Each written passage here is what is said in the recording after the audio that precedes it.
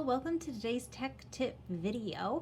Today I'm going to show you how to increase the font size up in the Word display bar on the Touch Chat app.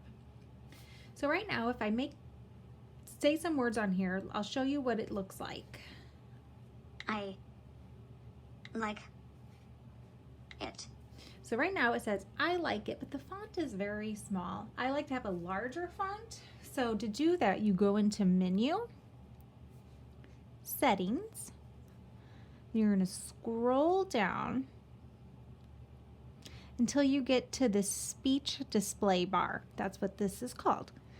So the font size right now is 26 font. So let's experiment. I'm going to go up to, let's see how the biggest size looks. I like that. 72. You can change it. 63.